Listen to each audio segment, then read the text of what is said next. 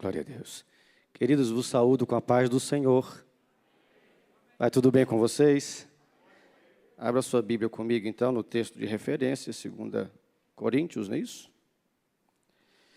Capítulo de número 5. Quero louvar a Deus por esta tão rica oportunidade. Louvar a Deus pela vida do meu pastor presidente, pastor Gilson, minha pastora Dorca. Quero louvar a Deus porque hoje eu estou ministrando no mês do meu aniversário. Costumo dizer que é o mês mais bonito do ano, porque é o mês em que eu faço aniversário e a minha esposa também faz aniversário. Estamos, graças a Deus, com 16 anos casados, bem casados. Eu louvo a Deus pela vida da minha esposa, dos meus filhos, que são heranças, são bênção de Deus na minha vida. 2 Coríntios, capítulo 5, eu quero ler apenas 2 versos. Verso de número 17 e 18, amém? Assim que, se alguém está em Cristo, nova criatura é.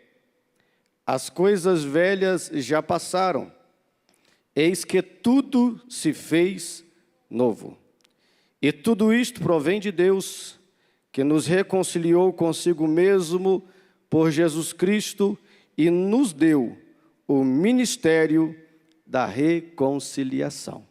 Agora vamos voltar um pouquinho, ainda manuseando a Bíblia, em João 3,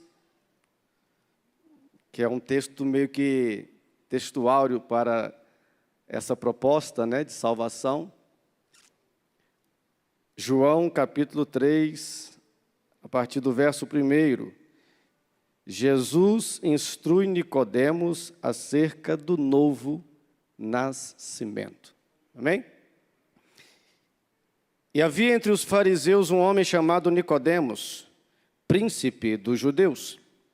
Este foi ter de noite com Jesus e lhe disse: Rabi, que quer dizer mestre, bem sabemos que és mestre vindo de Deus, porque ninguém pode fazer esses sinais que tu fazes se Deus não for com ele. Jesus respondeu e disse-lhe: na verdade te digo que aquele que não nascer de novo não pode ver o reino de Deus. Disse-lhe, pois, Nicodemos: como pode um homem nascer sendo velho? Porventura pode tornar a entrar no ventre de sua mãe e nascer?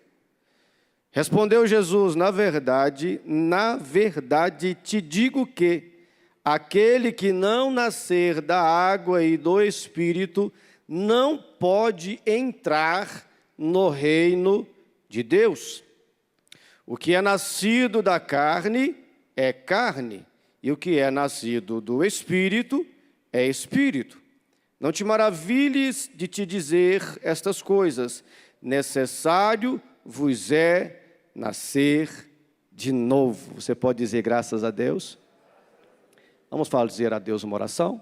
Pai, eu me rendo a Ti como Teu servo, como Teu filho, como obreiro escolhido pelo Senhor. E me sujeito a Ti, Pai, para ministrar a Tua palavra. Ela não é minha, mas é Tua. E eu Te peço, ó Deus, não me deixe atrapalhar o Senhor. Faça aquilo que o Senhor quiser fazer, fale o que o Senhor quiser falar. Me coloco à inteira disposição do Senhor e Te peço uma coisa. Fala com cada um aqui de uma forma especial, nesta noite, no precioso nome de Jesus. E graças a Deus. Tome seu assento, glorificando o nome de Jesus. Amém? Amém?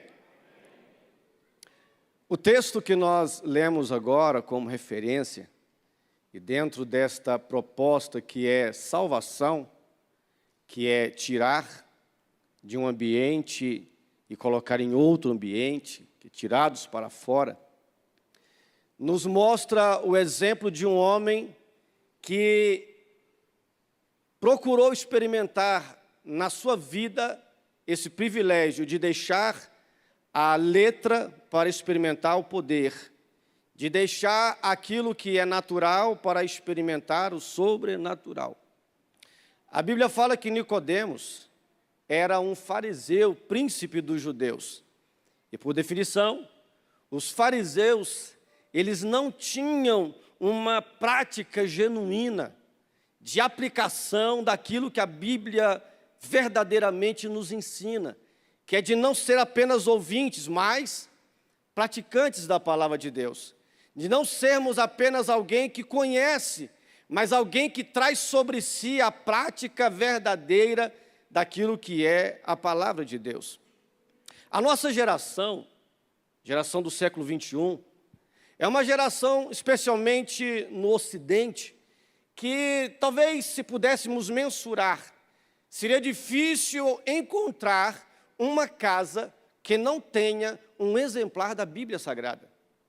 Se nós pudéssemos fazer um censo, pudéssemos fazer um levantamento nas igrejas, nas casas dos cristãos, ou até mesmo de não cristãos, e perguntarmos, você tem uma Bíblia na sua casa? Talvez a maioria das pessoas nos diriam, sim, na minha casa tem uma Bíblia, talvez pelo menos um Novo Testamento. Há algumas casas de estudiosos, alguns talvez nem estudiosos, que têm aí 5 exemplares e várias traduções da Bíblia em sua casa. O fato é que muitos de nós temos a Bíblia Sagrada dentro da nossa casa, e talvez como nunca foi tão disseminado a palavra de Deus, distribuído Bíblia, e é o livro mais vendido do mundo. Bilhões e bilhões de exemplares vendidos, exemplares doados, distribuídos. E muitas vezes, como esse fariseu Nicodemos, talvez muitas das pessoas tenham acesso ao conhecimento. É como aquelas pessoas que querem a bênção, mas não querem o dono da bênção. Querem o benefício do favor de Deus, mas não querem andar em comunhão plena, verdadeira, diária com o nosso Deus. Nós que servimos ao Senhor, nós que congregamos, nós que procuramos embasar a nossa vida, a nossa caminhada pela palavra de Deus, nós podemos experimentar a graça de Deus, a comunhão com o Senhor, uma vida de unidade com o Senhor a cada dia, cada dia, cada dia. Nicodemos teve um encontro abençoado com Jesus. Talvez muitos fariseus passassem a largo, não querendo saber quem era Jesus, o que ele fazia, qual era a proposta que ele estava apresentando, mas Nicodemos teve o privilégio de ir até Jesus, de conversar com Jesus, de ouvir Jesus. E eu tenho algo para te dizer nesta noite: todos aqueles que se dispõem a chegar perto de Jesus, as suas vidas nunca mais serão as mesmas. Nicodemos decidiu se chegar a Jesus. E o destaque que podemos dar para ele foi que ele foi ter com Jesus e decidiu ir além da letra. E é a proposta para nós cristãos, de não ficarmos meramente ao que ouvimos, à letra, mas procurarmos trazer para a nossa vida como essa palavra pode ser frutífera, como ela pode produzir algo em prol do reino de Deus, através e a partir da minha vida. Através da minha forma de expressar, de comunicar aquilo que eu tenho aprendido. Paulo vai nos dizer, eu entreguei para vocês aquilo que eu recebi do Senhor. E só dá alguma coisa quem tem alguma coisa para dar.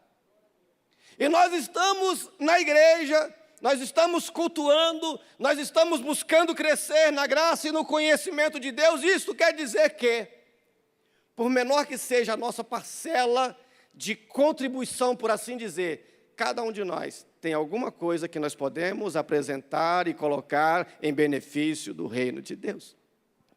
Quando Deus teve um encontro com Gideão, aquele que se valeu de 300 homens para ganhar uma guerra, Deus falou com ele, vai na tua força. Gideão se achava pequeno, se achava incapaz, mas Deus disse para ele, o pouco que você tem, vai acontecer muita coisa, porque eu vou estar contigo, porque eu serei na tua vida, porque eu vou te usar.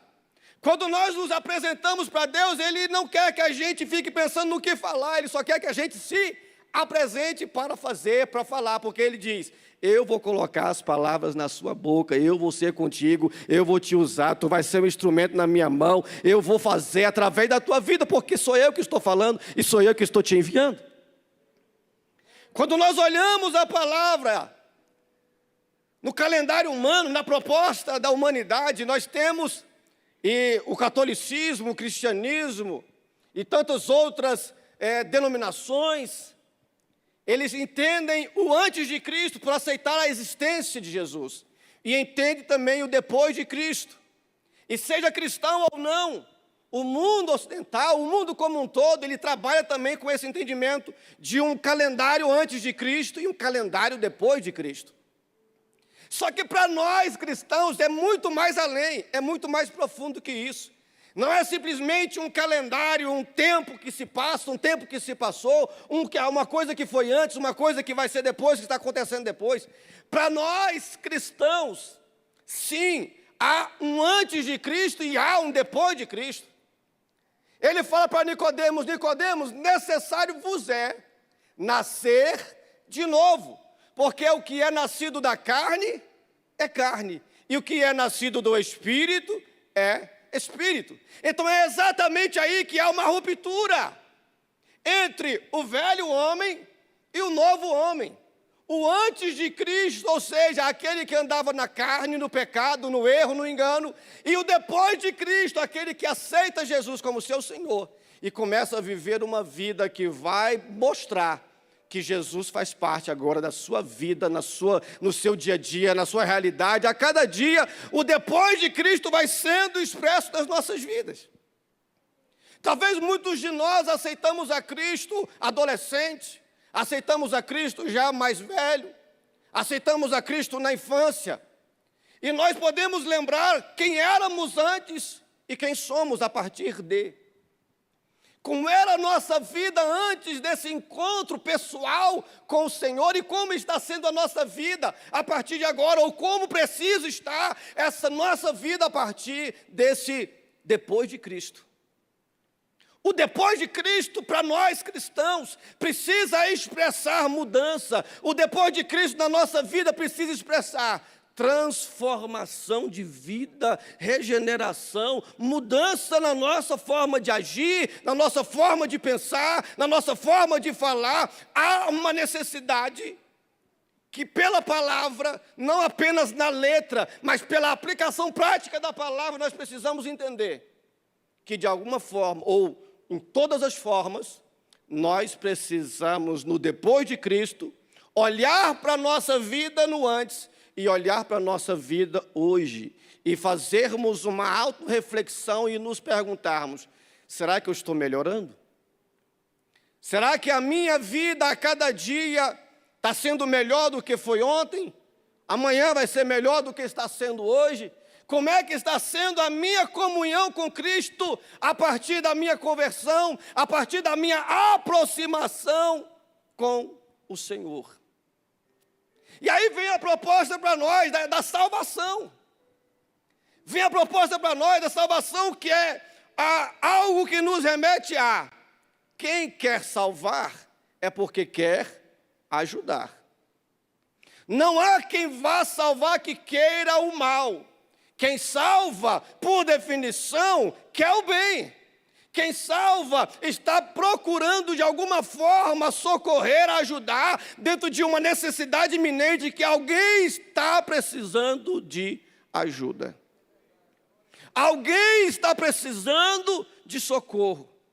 E aí o Senhor sempre se vale de ferramentas, através do pregador, através dos louvores, através de um familiar. Ontem nós tivemos aqui uma reconciliação de uma irmã que foi convidada por uma amiga, que foi um instrumento de Deus para trazê-la à igreja, e o Espírito de Deus falou ao coração dela, e ela veio à frente para reconciliar com o Senhor.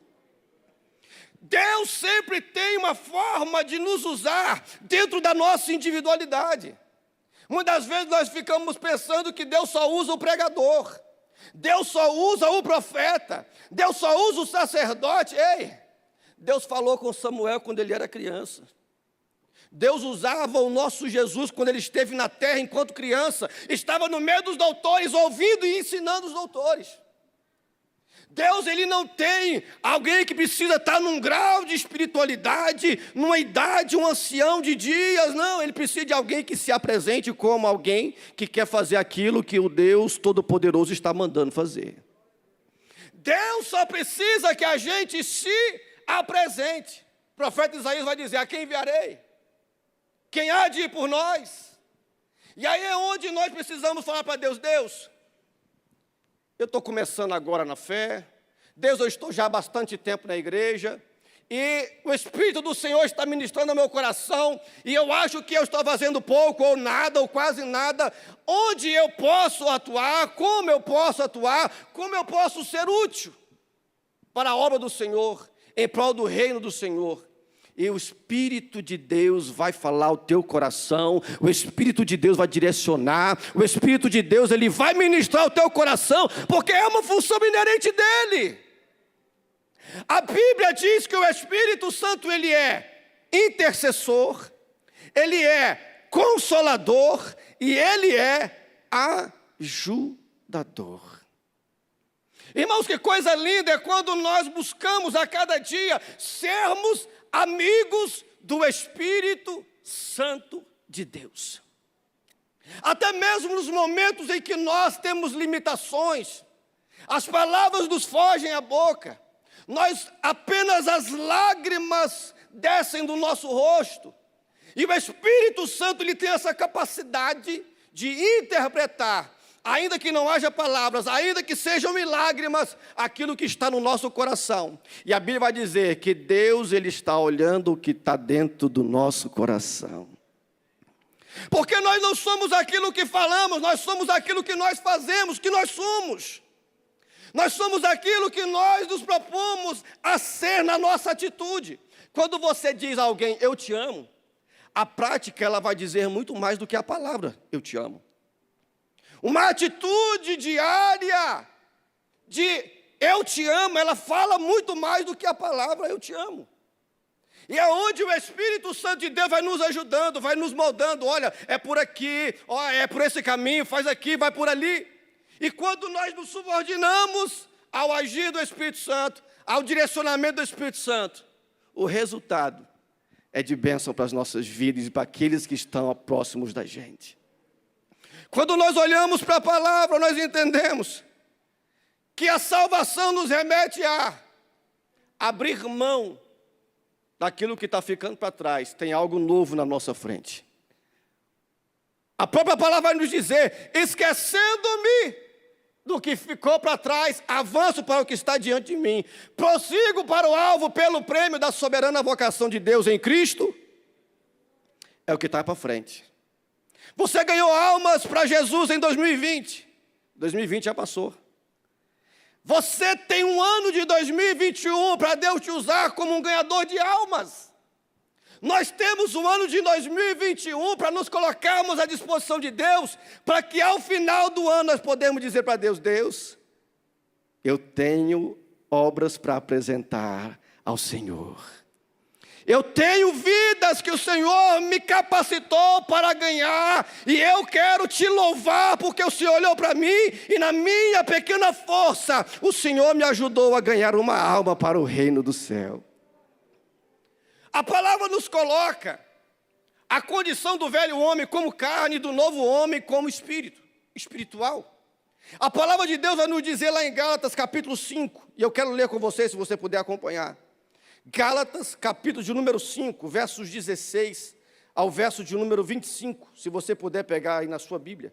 Gálatas, capítulo de número 5, versos de número 16 a 25. Olha o que a Bíblia diz acerca dessa mudança, dessa transformação, dessa forma de nós vivermos enquanto cristãos como ganhadores de alma para Jesus.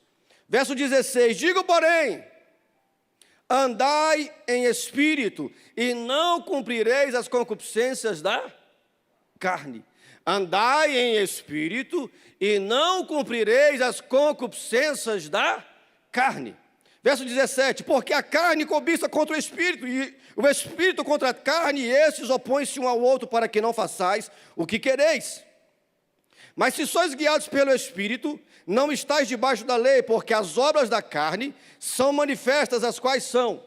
E aí nós podemos, até para entender, que às vezes a gente fica sem saber o que é pecado, o que é transgredir, o que é andar errante, o que é ser falho. A Bíblia já nos dá algumas direções daquilo que Deus não gosta, aquilo que não agrada a Deus, que são as obras da carne, tal sejam.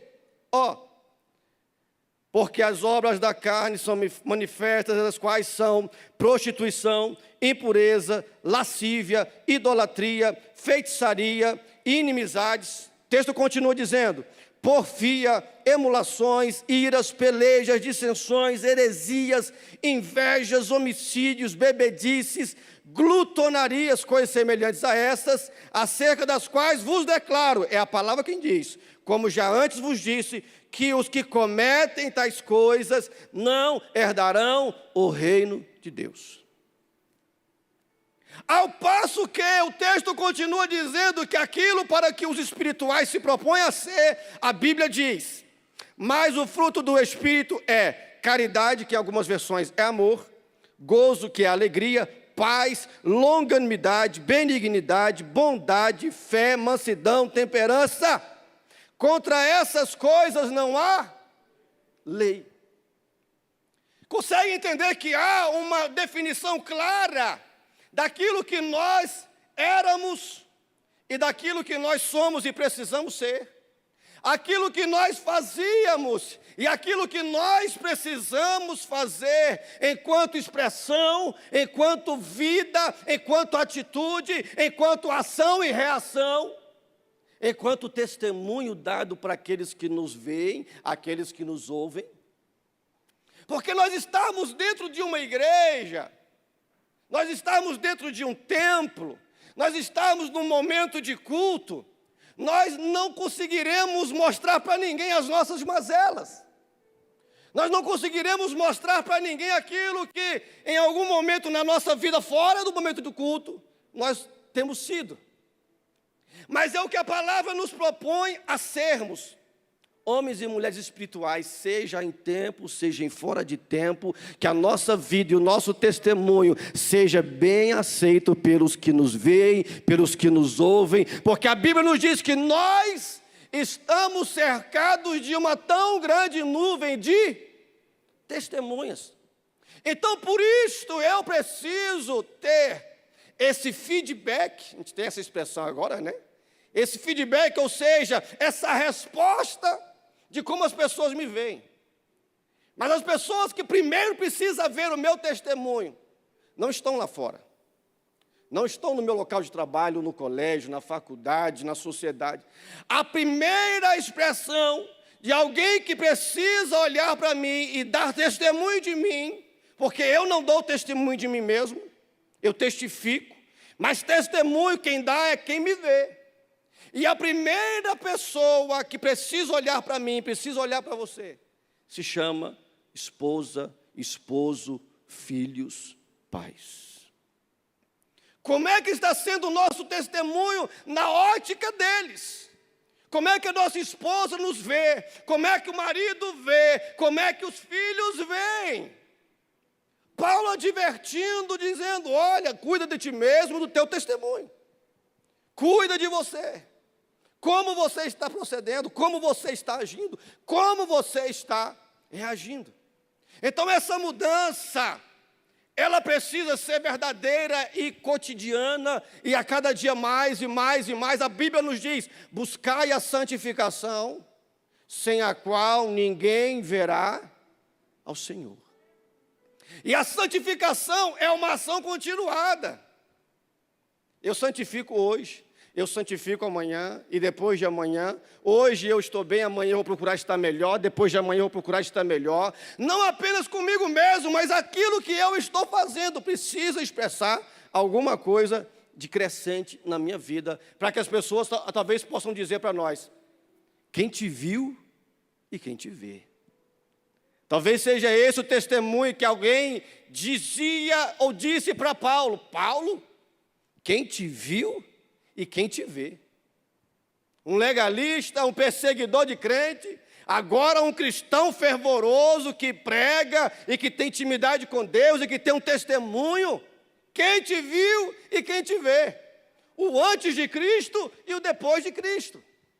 É exatamente a proposta que a palavra nos apresenta, para cada dia nós perseguirmos isto. O depois de Cristo ser expresso. Porque a Bíblia nos chama a atenção, porque nós somos a imagem e semelhança. E a semelhança é: eu procuro ser o que Ele é. Eu procuro fazer o que Ele faz. Porque nós somos discípulos, embaixadores, procuradores. Nós somos os servos que Ele tirou do mundo do pecado, para sermos os seus representantes diretos na face da terra, para que o reino de Deus possa crescer a cada dia mais, através da minha vida, através da tua vida, através das nossas famílias. Nós podemos dizer como Josué: eu e minha casa serviremos ao Senhor. E talvez como nunca, e aí eu quero destacar isso, a família precisa se posicionar melhor no tempo presente, enquanto pessoas cristãs, ambiente cristão dentro das suas casas. A família precisa se ajustar urgentemente à palavra de Deus, porque uma das grandes perseguições do inimigo está focada na família. Quantos casamentos arruinados, quantos lares destruídos, quantas mães solteiras criando filho porque o marido saiu de casa. E aí a palavra de Deus vai nos chamar a atenção. E nós, igreja, estamos nos cuidando para que esse tipo de perseguição, esse tipo de ataque do inimigo não entre dentro das nossas casas, dentro da nossa família? Será que nós estamos fazendo como o povo de Deus, que quando o Senhor ia mandar o anjo da morte, lhes avisou: olha, cada um dentro das suas casas, e cada um vai ter uma marca no umbral da porta da sua casa, para que quando o anjo da morte vier, a casa de vocês esteja protegida, a casa de vocês esteja guardada. Como foi dito aqui no domingo: se o Senhor não guardar, em vão vigia a sentinela. É uma necessidade diária que nós precisamos ter, de que Deus, eu não vou se o Senhor não for, eu não fico se o Senhor não ficar, eu não faço se o Senhor não estiver comigo para fazer.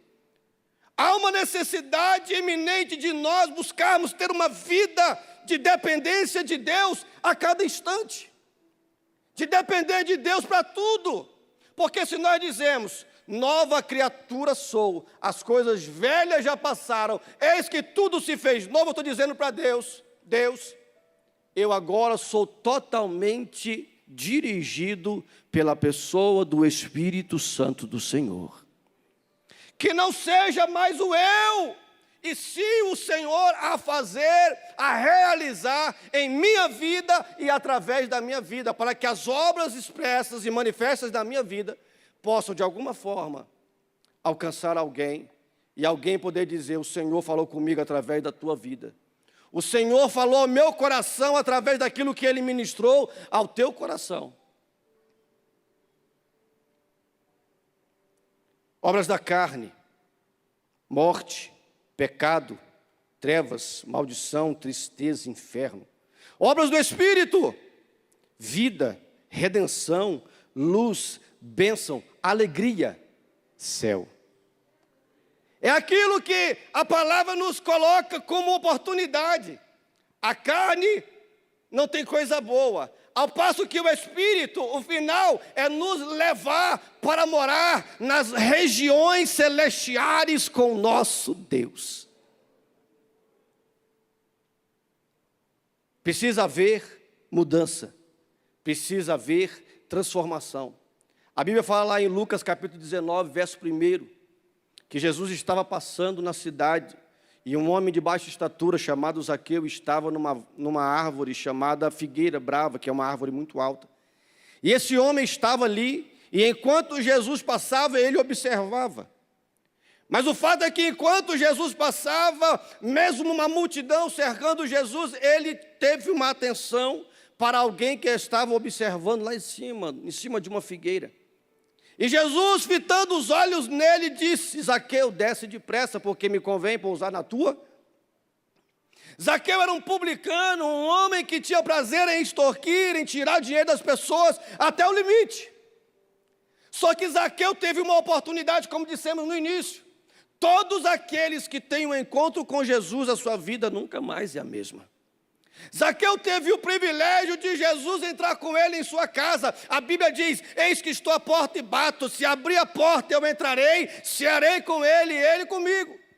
Zaqueu permitiu Jesus entrar na casa dele, ou seja, Zaqueu permitiu a bênção de Deus entrar na casa dele.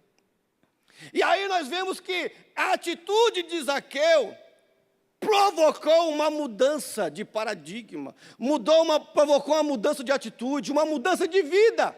Era o Zaqueu antes de Cristo e é o Zaqueu depois de Cristo. E nós sabemos como foi o desfecho da história, tudo que Jesus realizou na vida dele, e quanto o coração de Zaqueu se voltou para Jesus. A Bíblia nos fala, Romanos 12:2, que a mudança que acontece em nós precisa também gerar em nós uma transformação. Aquele que mentia, não mente mais. Aquele que pecava, vigia mais. Aquele que enganava, não engana mais. Romanos 12:2 vai dizer que há uma necessidade de termos uma mente transformada, de termos uma vida direcionada para Deus. Isso quer dizer transformação de vida. Uma vida esvaziada do velho homem e uma vida sendo expressa a cada dia em prol do reino de Deus. Certa feita, a Bíblia vai dizer que Pedro estava em alto mar. E de repente, à noite, ele vê, já era madrugada, vindo como um vulto ao seu encontro. E aí eles tiveram medo, mas Jesus disse: olha, não tenho medo, sou eu. E aí Pedro disse: olha, se é o Senhor, me deixa ir ter contigo. A Bíblia disse que Pedro sai do barco e vai ao encontro de Jesus. Mas passa-se um tempo, Pedro teve medo. E quando ele teve medo, ele afundou. E quando ele afundou, o que ele fez? Ele gritou: Jesus, Senhor, socorre-me! E Jesus fez o quê? Estendendo a mão para ele, o segurou e o trouxe novamente para cima. Mesmo em momentos de desespero, nós colocamos em Deus a nossa confiança, o pedido de socorro, e quando clamamos por Ele, Ele vem e atende ao nosso clamor. A salvação, ela tanto nos tira de um ambiente, como aconteceu no Egito, para levar para a terra prometida, através de Moisés, que teve ali uma comunidade, a nação ali de Israel, que estava sendo tirada do Egito para ser levada para a terra prometida. E aí nós vamos ver que no Novo Testamento há uma nova proposta, em que Jesus, como a Bíblia diz em João 3,16, Deus amando o mundo de tal maneira, deu o seu Filho, por amor a todos, para que todo aquele que nele crer não pereça, mas tenha a vida eterna. É tirar alguém de um ambiente e colocar em outro. É tirar alguém de tristeza e colocar um ambiente de alegria. É pegar alguém no monturo e colocar no meio dos príncipes. Certa feita, estávamos em casa, e aí testemunhando acerca do meu filho mais velho, por entendermos que a salvação, a propósito da salvação, como Deus fez através de Moisés, como Deus fez através de Jesus, é você promover o bem a alguém. E uma feita, estávamos em casa, na sala, e meu filho Caleb, bem pequenininho ainda, talvez com 2 anos de idade, um pouco menos. Nós estávamos na sala, conversando, dispersos, de repente ele começa a sufocar, e aquilo chamou nossa atenção. Quando eu fui ao encontro dele, havia uma tampa de garrafa dentro da sua boca, ele começando a engolir aquela tampa. E ali o Espírito de Deus me tomou, e eu agarrei ele, consegui abrir a boca dele, pegar aquela tampa e consegui remover. Consegui tirar para que ele pudesse recobrar ali o seu fôlego. E o que a gente aprende com isso? Que Deus sempre vai trabalhar para nos dar coisa boa. Deus sempre vai nos dar uma condição de fazer o bem, de realizar uma obra em benefício, em não para denegrir, para machucar, para prejudicar, para matar alguém. A salvação é você promover o bem a alguém. E ali Deus me deu a oportunidade de tirar aquela tampa e o meu filho não ter nenhum problema, nenhuma sequela. Porque essa é a proposta de Deus para a minha vida, para as nossas vidas. Em momento de necessidade de alguém que precisa de socorro, nós estarmos à disposição para fazê-lo. Quero concluir dizendo que quando Jesus entra na nossa vida, Ele nos assegura, conforme a palavra de Deus diz, se passares pelo fogo, não te queimará, nem a chama arderá em ti. Se passares pelas águas, não te afogarão, não te submergirão, porque o Senhor estará contigo, como Ele esteve com Pedro, Ele está comigo, Ele está com você. Quando Jesus está na nossa vida, 1000 cairá ao teu lado, 10.000 à tua direita, mas tu não será atingido. Quando Jesus está com a gente, aquele que habita no esconderijo do Altíssimo, à sombra do Onipotente, descansará. E aí talvez você se pergunte, mas pastor, é uma palavra de salvação, mas nós já somos igreja, nós já somos salvos, nós já estamos aqui professando Jesus, sim. Mas o Senhor, Ele está plantando uma sementinha no teu coração hoje. O Senhor está fazendo algo na tua vida hoje, como Ele tem feito e está realizando na tua vida. Para que você seja cada dia mais uma ferramenta, um instrumento na mão dEle, como Ele usou alguém para ser para a tua vida, Ele está te levantando como alguém que Ele vai usar para dar continuidade à obra que Ele começou na sua vida. Pastor, explica melhor. Você vai ter oportunidade hoje de orar por as pessoas que você ama e ainda não aceitaram a Jesus. Eu estava numa manhã de oração, estou procurando vir pela manhã orar também, se você puder, venha, que é uma bênção. Eu estava orando pela manhã e o Senhor ministrou meu coração. Ore para que aqueles que ainda não são salvos na sua família venham a aceitar a Jesus. E aí Deus colocou no meu coração esse desejo, e aí eu falei assim, Senhor, eu posso compartilhar isso com a igreja? Ele deve. Para que nós possamos, ainda que distante, porque a pessoa que é alvo da nossa oração talvez não saiba que nós estamos orando por ele, nós estamos orando por ela. E hoje você vai ter oportunidade, porque você ama essa pessoa. A Bíblia diz, amarás a Deus sobre tudo e todos, e ao teu próximo como a ti. E se você ama o teu próximo, você quer o bem dele, sim ou não? Então nós vamos estar orando. E eu quero que assentado mesmo como você está, você coloca a mão no seu coração e você vai apresentar a Deus as pessoas que você ama e que ainda não aceitaram Jesus, porque o amor de Jesus é para todos, não é apenas para aqueles que são a igreja. Ele amou a todos. E se você entende que há um amor de Deus no teu coração, você vai poder orar e pedir para Jesus, Jesus, salva fulano, salva ciclano, salva Maria, salva José. Jesus, me usa como instrumento para que o Espírito Santo possa ir até essa pessoa e ministrar o coração dessa pessoa, e que daqui a pouco essa pessoa possa estar congregando, e daqui a pouco eu possa dar testemunho dessa pessoa, que no dia 25 eu estava na igreja e lembrei do nome dessa pessoa, e orei por ele, e orei por ela, e hoje está congregando, está nos caminhos do Senhor, porque o Senhor falou comigo, e eu estou à disposição para fazer. Feche os teus olhos aí onde você está.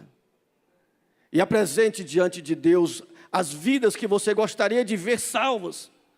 Muitas vezes nós temos pais que não congregam, filhos que não congregam, estão rebeldes, desviados, afastados.